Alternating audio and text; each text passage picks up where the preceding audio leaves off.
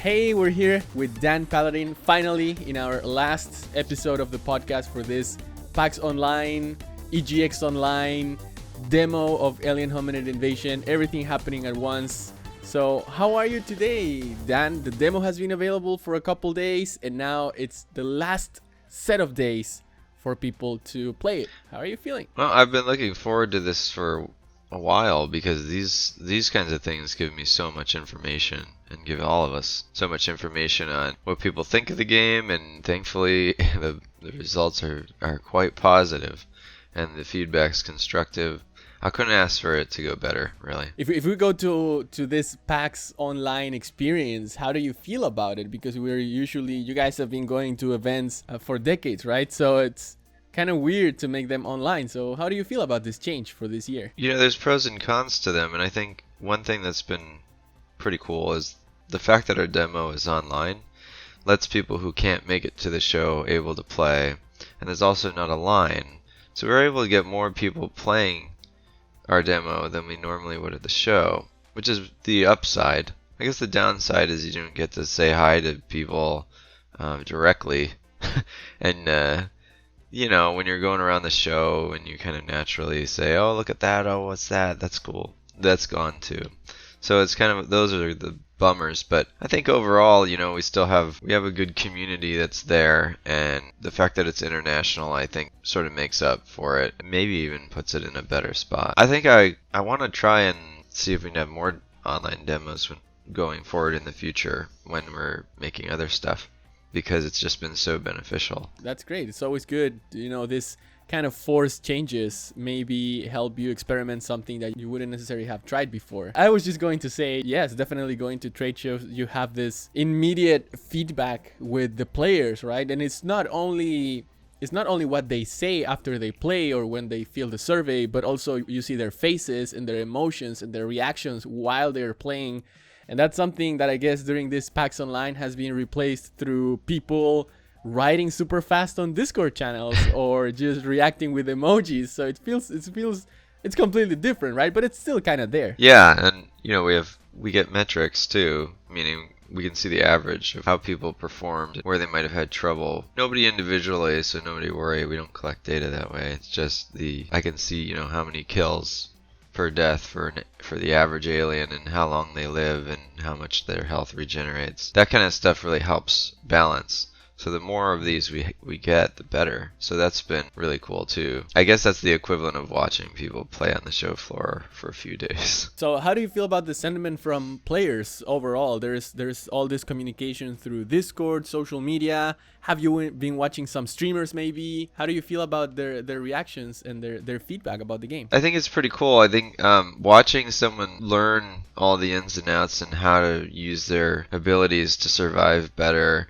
have those challenges where they're screaming and running from something, and then watching them turn it around and, you know, be really excited for it. Yeah, absolutely. I've been watching streams, I've been listening to people on Discord, I've been going to the Steam forum, everything I can to get an idea. And it's, you know, it is really similar to the show in a lot of ways, but I think the fact that with a stream or something, someone can set up their own personal approach to it and how they want to present it has been interesting.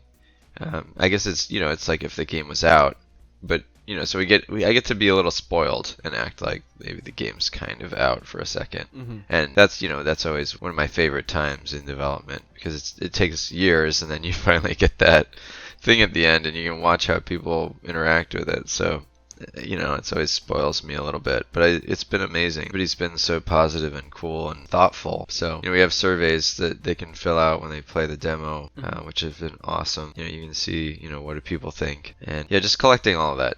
Collecting all that's been so cool. Yeah, that's nice. We were talking with Lucia in our podcast episode number 2, and she was saying how when you finally release the game, or when you're, you know, allowing players to participate for a little while, it just feels so good. It's kind of your recharge of batteries to go back to the development process.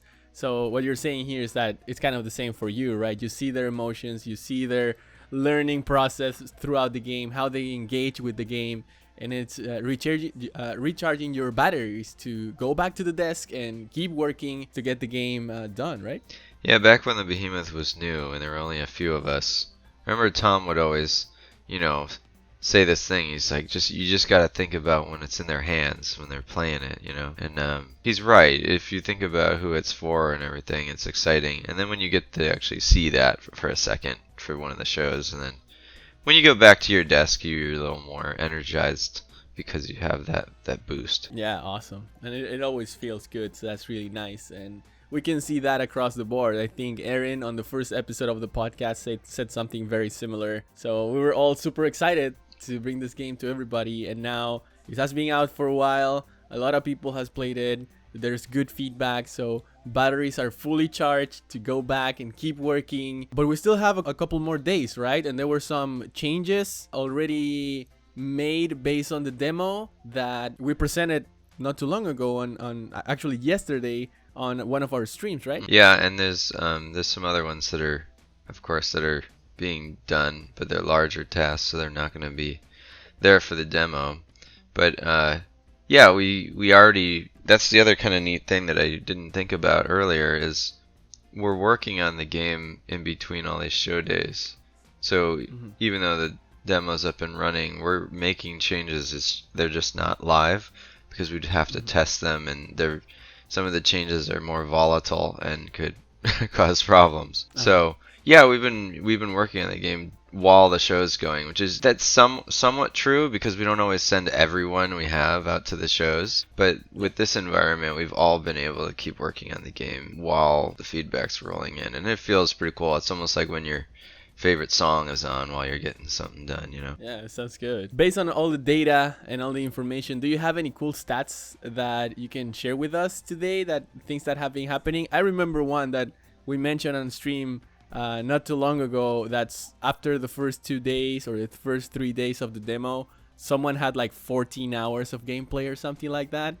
Did that number go higher after all these days? Those numbers have been going higher, but I haven't been looking at that as much as, you know, there's been, it takes about, I think an alien kills about 97 agents before they get killed themselves, is an interesting stat.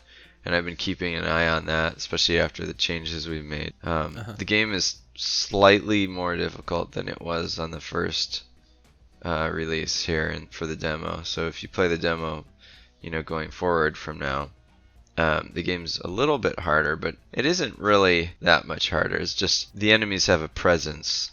And we experienced that yesterday when we played co-op. We were like, I'm dead, get out of there. You know, that's sort of what I was looking for, and we were still able to have success while the pressure was on us. That's really, yes. You know, the original Alien Hominid HD is very hard. You know, it's just a hard game. It's brutal. And this is something that more people can enjoy, I think, than that in terms of whatever skill level you are, you have a better chance than you used to, and I like that, you know. I like it that people can maybe get their, you know, smash their way through even if they're not the best at it, and everyone still gets the challenge, and I think that's it's a really hard balance to strike. You know, one of the other things that the Behemoth games, or almost all of them, have is that it's kind of easy to start playing, but it gets more challenging as you progress, and it's a little bit harder. But the game gives you enough time to kind of digest everything and understand how to get better, right? And this is something that actually Aaron mentioned on the first podcast that we did. So how do you bring that to Invasion? Let's say if I want to play with my wife, that she's not a gamer at all, but she's seen the cinematics and she's like, oh, I want to play that with you. And I know if she goes at the same difficulty with me, she's gonna have a hard time. So how do you manage that? And we have the double difficulty, right? So she could be playing in easy mode and I can be in normal mode. But that's a very cool feature to keep things rolling when playing this co-op, right? Yeah, I'm really proud of that one, because you sometimes you have friends that are just really crazy good at the game, and other friends that they're just not going to have as easy of a time. They might get beat up on that mode. If it was just like a difficulty mode, then, you know, being able to have each person play, up to 4 people play. We only have 3 difficulties, so I guess you'd have 3 people play and they're all on a different difficulty, and they'd all feel like they were receiving what they clicked on as a difficulty. And you know, it's all there's under the hood stuff that's complicated, but at the end of the day, you know, after all we've done internal tests and everyone's reported the that the difficulty they clicked on felt like the one they expected. That's cool. I was so happy because I pretty much got it right on the first attempt. And I didn't expect that to be so easy. I guess we just approached it the right way. So, yeah, I think that's one of the biggest differences between the old and the new. Is the new is more considerate to everyone's ability, whereas the old one's just this brutal demon souls wave to the player. Yeah. And there were things in the old one that it's been a long time, so I thought that when you roll through bullets in the original, but that's not true. Your hitbox just gets shorter. Oh. So I tried rolling through a bullet and got shot, and I go, huh, what's this? And it's like, oh my gosh, the collision just changes on the alien. It's not. So you can roll and it'll still kill you if it's a low shot. That's how rough that game is. Like anybody who played Dark Souls, you can roll through anything, but not in Alien HD. You can't. So it's just kind of interesting to look at even further into the rabbit hole on the mechanics of it. So everything's been rethought. Like if you could, for instance, you used to be able to dig in Alien Hominid HD, and then you were just gonna be able to sit there and pull them under with you, and it would provide you relief for a second. But you couldn't go anywhere; you were just stuck there. So in the new one, it's all about mobility. Now you're like a land shark ripping through the concrete, and you can move wherever you'd like while you're underground, or you can even dive from the air into the ground, and that's just something that the old one didn't provide. There's also quality of life changes, like if you wanted to jump on an agent's head or land on something. Actually, you could only land on an agent's head in the old one, but you'd have to hit down and jump after hitting jumps. You'd hit jump and then down and jump. But in this new one, you just jump and then you land on their head. Like it's just conceptually it makes more sense, and there's lots of accidentally cool moments that come out of things like that. So, just re-examining all this stuff, and just, carefully thinking about each element has been an interesting. And we've seen those results throughout different phases of Alien Hominid Invasion, especially when you look at HD and how now this mobility, it just makes a lot more sense when you can move left or right or up and down and just pretty much go anywhere you want. So it makes a lot of sense. I think we've talked this online, maybe even on stream a couple times, but there's this relation where the people that roll more within a game have like more fun or enjoy it more. It all kind of goes together, right, to that philosophy of mobility. Yeah, and there's also, I guess, verticality that's sort of been adding it as well. So you can go up real high on a skyscraper. In the old you couldn't really do that. And then just thinking about how the old, you'd be locked on the screen and you had to defeat whatever it was that you were locked on the screen with, was also sort of brutal. So now you can sort of pick and choose. If it's getting too rough, you can try and back off or climb up a tower or something.